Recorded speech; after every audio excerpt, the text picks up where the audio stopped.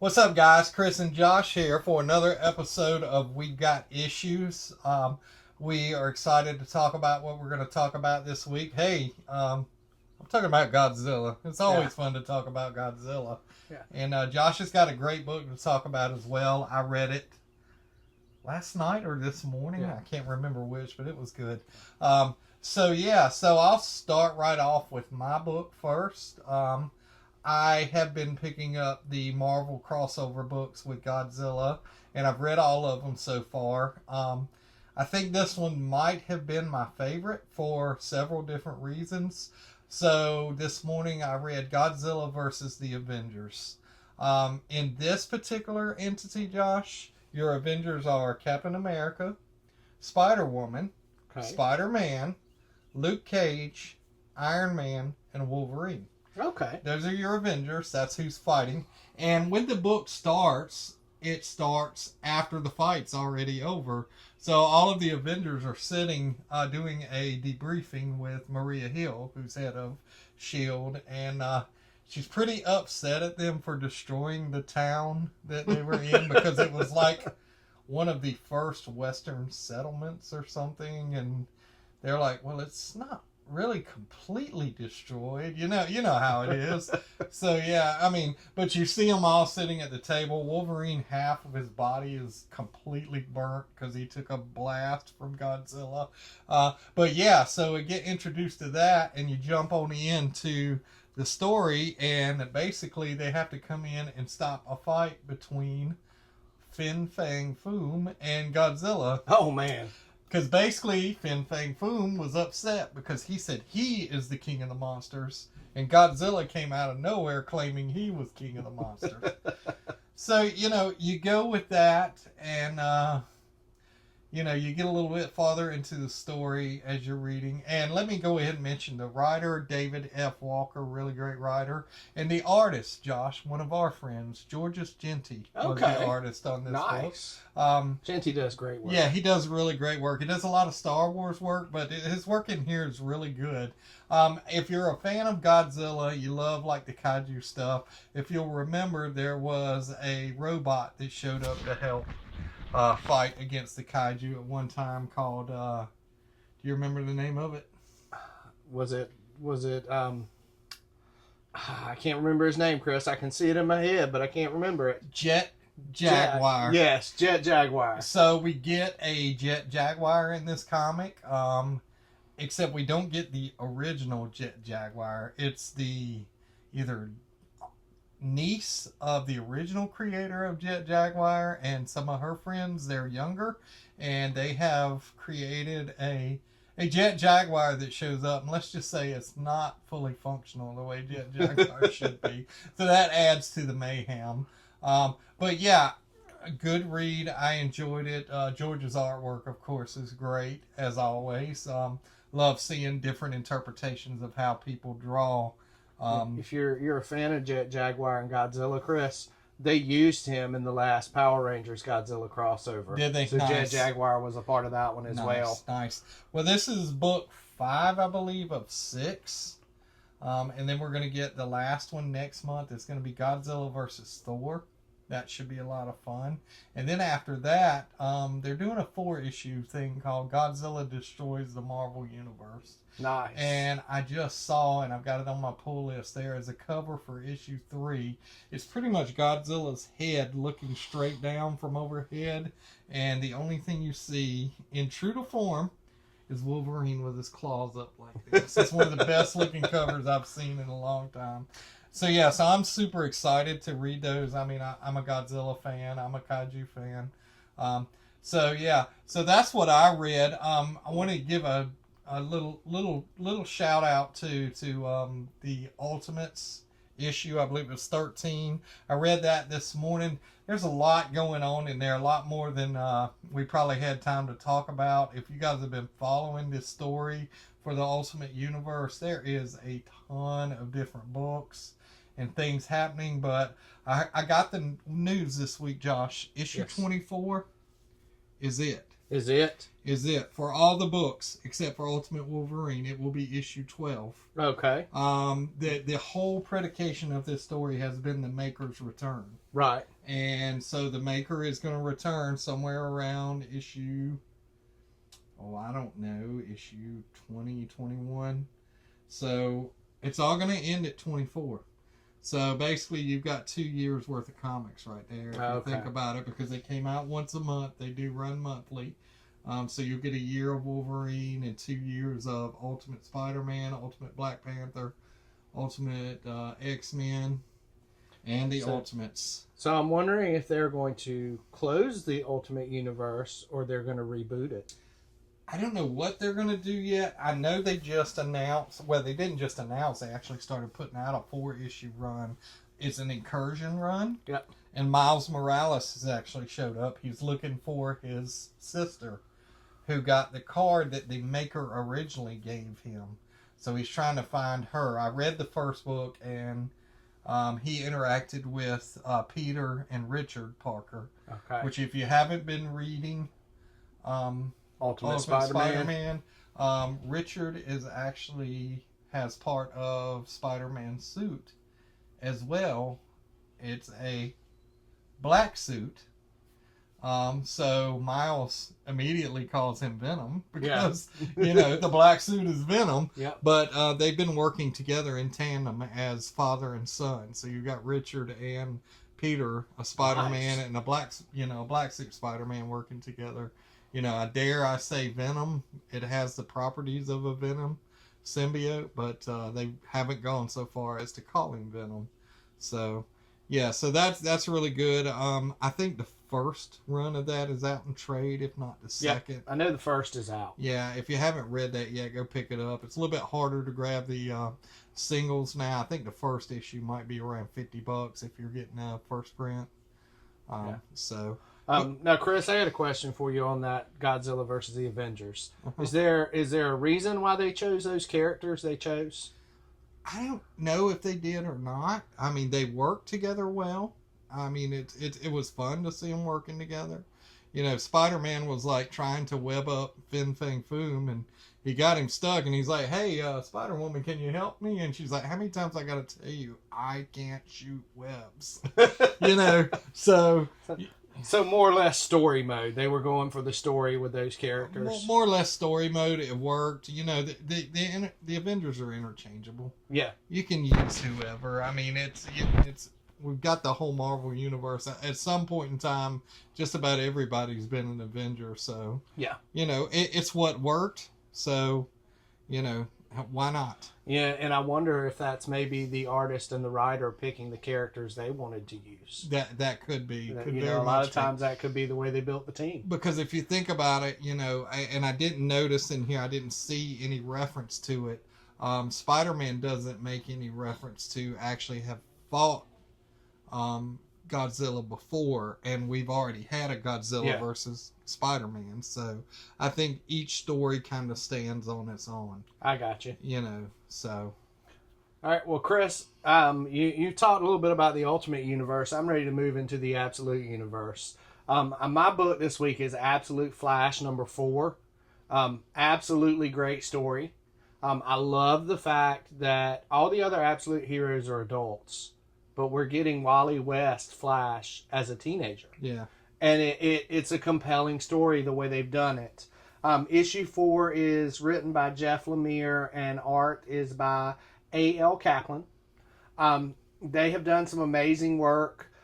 If you've been reading this book, you'll know that Wally is on the run. He is being chased by the Rogues, who look a lot different than they did in the regular universe. And his dad. Yep, and his dad, of course, is in the military after him. Yeah. Barry is dead. Yeah. The accident that made Wally into the Flash killed Barry Allen. I don't think we're done with Barry. Yeah, I don't think we are either, because he keeps flashing. We Yeah. keep seeing him at some point. You got to remember that he can do lots of different stuff. Yeah. So. But now we get some interesting stuff in this issue. All right, number 1, my favorite character in the book with Wally is Gorilla Grodd. Who's not? But he's not actually a gorilla. He's not a gorilla. He's like a chimp. Yeah. and he's this really cool looking thing. They've paired him up with Wally, and him and Wally communicate with each other telepathically. Yeah. So Gorilla Grodd is like his little helper, and it's really cool to see him that way. It's a really great way to subvert that character, bring him in a different light. At the beginning of the book, we see Barry looking at life, and Wally looking at life, and we see Wally's mother is dead in this universe. We know that. We see her grave. We are introduced to several new characters because Wally's on the run. He winds up in a area of Central City known as Iron Heights, which is the prison in the regular Flash district, the regular comic. While he's there, he's on the run. He's looking for a meal. He runs into this guy who offers him a youth housing thing, like a homeless shelter for youth. Well, that guy's name is Ralph. So it's not a hostel. It'll be fine. Yeah. It's the Dibney mission. Yeah. And it's Ralph Dibney, who is Elongated Man. He's worried this guy might be crazy, but this young girl comes by named Linda, who tells him it's all good. And we're introduced to Linda Park, Wally's wife in the regular comics. We know that Ralph is married. His wife Sue is mentioned. Mm-hmm. We get all this. We get flashbacks to where Grodd was released from the military zone, where he got out. We see several other pods that were emptied out. We get Project Firestorm listed. We get Project Wizard, who would be the weather wizard. We get Project Heatwave. And then there's a Project XXXX. And I'm not sure if that was Grodd or if that was something else that they're going to bring in later. But the really wild thing is, at the end of the book, we get a cameo from Heatwave. Yeah. Who looks nothing like Heatwave. Yeah, exactly. He's this giant molten magma walking around. It's really cool looking. It's a definite different take. Yeah, it definitely is. And one thing I noticed in this book, Josh, and I was going to ask you about it, when rogues were trying to get to Wally, there was I don't know what you would call it, a door. A door that opened up. Door that opened up, but it closed before they could get through. My question is, are we still in the same universe, or is he in another universe? It's a door. It's a door. You're right. It's a door. I mean, it could be. Now, granted, the heat wave is loose, and he did run into heat wave. Yes. But are we still in the Dark Side created universe, or did we jump to another universe? That's an interesting point, Chris. Yeah, I think Absolute Flash is going to be our tie-in to tie it all together, to bring the Absolute and the Earth Zero universe together, because the Flash is the one who opens up the doors. That's right. He's the one that opens the dimensional traveling. He goes to various Earths. So I feel like that's going to be a thing. Chris, I will note on the Absolute books, I saw today that Martian Manhunter has gone from a 6 to a 12-issue limited series. Yeah. And after issue 6 comes out, they're taking a 2-month hiatus to prep the story for the last 6 issues before they put those out. Right. Which is smart, I think. I think too. And it's a great book if you guys aren't reading. All the Absolute books are great, guys. If you haven't checked them out, I would go grab them. I think actually Superman, Batman, and Wonder Woman just dropped their first trades. Excuse me. So you get the first 6. So yeah, some great books to read. I'm excited. I don't know. I think I got 5 books this week to pick up. I don't know what they all are, but I'm sure I'll show you guys. Might do a little filming in the shop tomorrow. Get you a new release day in the shop tomorrow afternoon. But I'm excited for that. Josh, I had a couple of things I wanted to talk about news-wise first. Before we kind of wrap this up. First, I would be remiss too. We just want to say that our hearts and our thoughts and our prayers go out to the family of our friend Tim Oudlin. Yes. The artist for Beware the Eye of Odin. We had the honor and privilege to interview him and Doug Wagner, the writer, when this book released. gosh, It's been almost 2 years. it's been now. almost 2 years now. It's a beautiful book. Still available, like in trade. If you could find the singles, I would buy it that way too, because there's some beautiful covers done too. Actually, I think Tim's brother Kyle did a few covers as well in there, and so. Yeah, just wanted to just continue to support them and that family as they deal with the loss. I know we're saddened by it. Also, Josh, did you notice with the Lucky Devils, there was a long pause? Yes. Well, I found out the reason for that today. What's that? Ryan Brown had a stroke. Oh, I did not And realize that. was unable to focus for about a month. So if you noticed, when 2 came out, there was a real long pause before 3. Right. He is almost back. He said it's been about 4 months now. He is almost back to where he was before. They were able to find the blood clot, and they were able to, it was in his brain, and they were able to crush it. And so his brain has been rebuilding itself, and he is finally getting back where he can focus and draw. Awesome. So issue 4 is done. There's going to be, it's going to come out soon.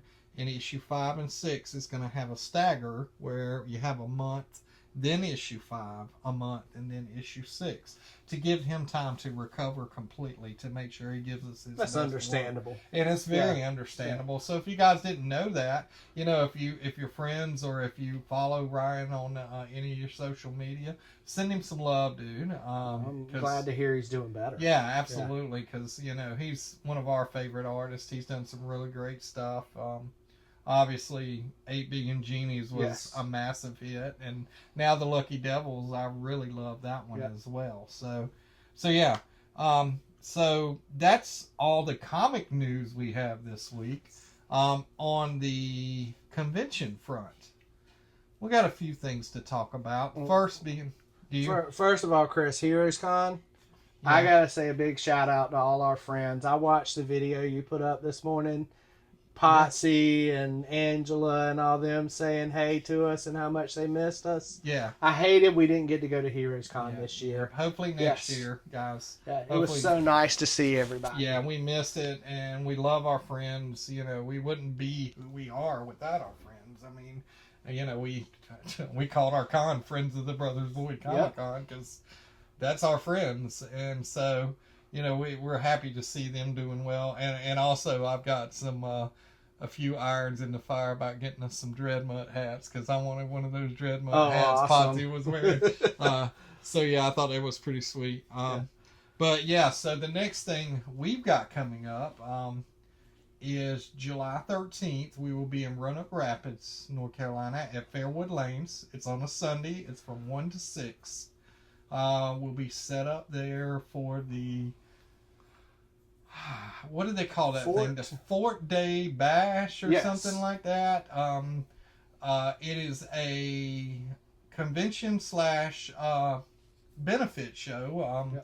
Our kind friends James and Paula Wobbleton of Bear Swamp Designs, in conjunction with Elizabeth, who runs the shows up there, are doing a benefit show to help us out as a family while we go through our medical stuff with my wife. As most of you know, she's dealing with cancer. She's in treatment right now, and any little bit helps, because the doctor's bills are starting to pour in, and we gladly accept anything, because help is help right now, and she is not working and I am, so but we're excited about this show. A lot of good people are going to be there, a lot of our friends. Josh, we're going to be up on like a little stage area out on the patio. Okay. We'll figure out how to set that up when we get there. We'll take everything and get it all set up. We're coming with, I think I counted, like, we've got 3, 4, 5, 6, 7, 8, 9, 10 or 11 boxes of comics, dollar comics, dollar comics, not counting our own comics, which we'll be bringing. I know Josh has got 2 or 3 boxes. I've got 2 or 3 boxes. I think I've got 3 now. But we've got that going on in July. And then August 9th, Yes. We will be in Greenville, North Carolina at the Greenville Comic Con. It's always a good show. I love setting up there. Oh, yeah. Should be a lot of fun. Hopefully we won't have quite as many dollar comics when we get there as what we've got right now. I'll go ahead and throw it out there. We're going to be doing specials on them, 30 for 20. Yep. 30 for 20. You can get $30 comics for $20. So come fill a bag. So, yeah, so that's what we've got coming up. Josh, I've heard there's hints of Fayetteville returning. That might be somewhere down the line for us. We love that show. We love the people that are involved in it. So I'm excited about that too. Yep. So. Yes, definitely. Okay, Chris, I'm going to venture to the side a little bit for TV and movies for a second. Ironheart hits today. Haven't seen it yet. Oh, okay. I think it hits at 9 o'clock tonight. Of course, first 3 episodes. Of course, it does. You've seen it. Last night, I went to see How to Train Your Dragon, the live-action movie. It's beautiful, guys. Guys, I've never seen the animated film until I went to see this one last night. Absolutely loved the movie. Came home last night after the movie. Watched the animated version. Today I've watched part 2 and I'm getting ready to start part 3 this evening to finish the series. It's a wonderful movie. Great movie. Other show, side note, I went back and gave the new 2022 He-Man a shot on Netflix. You know, we joked about his big body and little legs, but actually, it's a really great story. I've already binge watched the whole first season and really like the story. It's got 2 more seasons with some really great stuff. I'll have to check it out and see if it's for me. Yeah. But falling back on that How to Train Your Dragon, Disney should take note. Yeah. DreamWorks realized that it wasn't broke. Yeah. So you don't need to fix it. But how about let's just put it out in live action and tell the same story. You don't have to change anything if the story's already good. Yes. And the small tweaks they made to the movie made it even better. Oh yeah. It made it even better. I mean, there's some things you can't show on like a live action or on a cartoon. Yeah. That you can, or vice versa. Yeah. You know, and it works. So. Yeah, and they did an amazing job with the actors and everything. Nick Frost was my favorite. As I think is Grodd, the guy with the missing hand. Yeah. Every time you see him, he's got something different for a hand. He puts on. Yeah. Nick Frost is great. I mean, there's talk of him being cast as somebody the other day, and I forget who it was. He's Hagrid. Yeah. He's Hagrid he in the is new Harry Hagrid, Potter and series. he works. Nick Frost is great, and I sent you guys a picture the other day. I'd love to see them take the character that played Hiccup, the actor, and let him be Nightwing. Dick Grayson. Yeah, he did a good job. He could do it, and he the mannerisms were there, the voice was there. I mean, you'll never get the same voice that Jay. Baruchel. I'm not even gonna try to say his last name because it's terrible. It's not a terrible last name. I'll just damage it trying to say it, but so yeah, that was a good movie. Go see it at the theater. It's well worth it to see it in the theater. Yeah. All right. Well, I guess that's all we got for this. We got issues this week, guys. If you're enjoying this content, make sure that you're subscribed to our channel and help us out. If you watch this and you want to share it with your friends, share it. Leave a like. Leave a comment on what you'd like us to continue to talk about. And we will continue to do this every week and bring you great footage. Until next time, guys. Have a good one.